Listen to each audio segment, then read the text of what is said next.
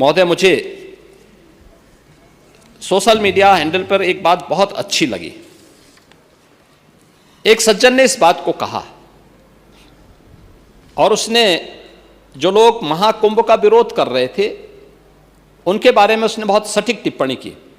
उन्होंने कहा कि पिछले 1.5 महीने में आप वामपंथियों, समाजवादियों की बाल खगाल लीजिए, महाकुंभ को लेकर के विश्व भ्रमण के अलावा कुछ नहीं दिखेगा।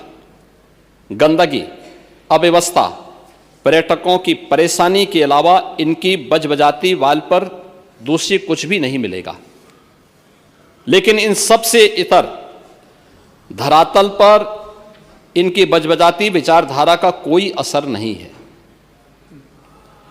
हज के दौरान अव्यवस्था से होने वाली सैकड़ों मौतों पर चुप्पी साध जाने वाले भारत के वामपंथी सेकुलर स्कॉलर महाकुंभ की भव्यता पर उल्टी करते नजर आए हैं। हर बार इनकी कोशिश महाकुंभ को बदनाम करने और फेल करने की रही, लेकिन ऐसे तमाम लोगों की मंशा को दरकिनार करते हुए करोड़ों लोगों ने आस्था की डुबकी लगा करके इनके जले पर नमक छिड़कने का ही काम किया है।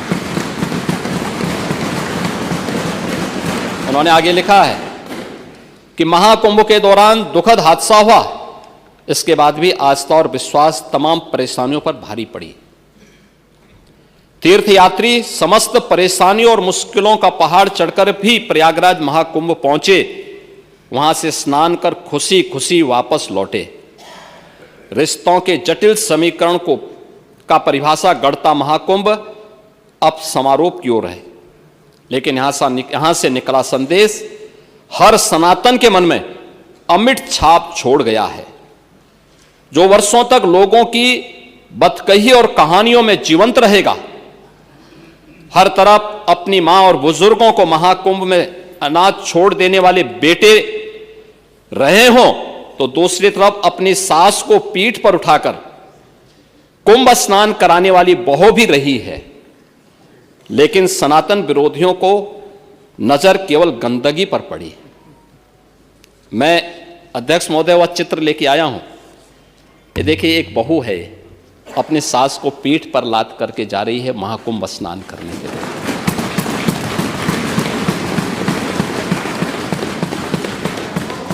यही नहीं, आगे एक और बात कहते हैं। किसी ने सच कहा कि महाकुंभ में जिसने जो तलाशा उसको वह मिला।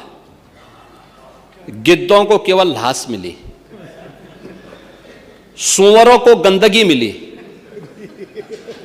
संवेदनशील लोगों को रिश्तों की खूबसूरत तस्वीर मिली, आस्थावानों को पुण्य मिला, सज्जनों को सज्जनता मिली, गरीबों को रोजगार मिला, अमीरों को धंधा मिला, श्रद्धालुओं को साफ सुथरी व्यवस्था मिली, पर्यटकों को अव्यवस्था मिली, सद्भावना वाले लोगों को जाति रहित व्यवस्था मिली, भक्तों को भगवान मिले। मतलब सबने अपने स्वभाव और चरित्र के अनुसार चीजों को देखा है। एक ही घाट पर सभी जाति वर्ग के तीर्थयात्री स्नानार्थी बिना किसी भेदभाव के नहाते रहे।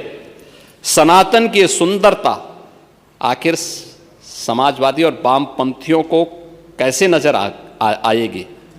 लेकिन इनके द्वारा लगातार किए जाने वाले प्रश्न इनकी नियत को ही संदेह के दायरे में खड़ी करती है।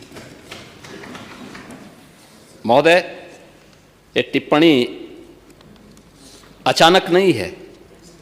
ये टिप्पणी भारत की टिप्पणी है और भारत की भावनाओं की टिप्पणी है।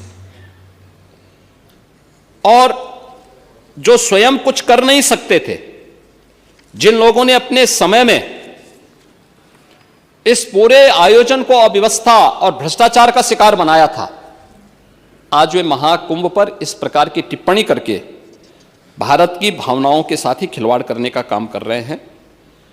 और मैं तो केवल इस बारे में एक बात कहना चाहूंगा कि महाकुंभ ने पूरी दुनिया को भारत की सनातन एकता का संदेश देकर के एक भारत श्रेष्ठ भारत के प्रधानमंत्री मोदी जी के विजन को ही चरितार्थ करके दिखा दिया है कि विश्वास है तो पूरा भारत अपना सहयोग देने के लिए उतनी ही तत्परता के साथ खड़ा है जो महाकुंभ में दर्शन होता हुआ दिखाई दे रहा है।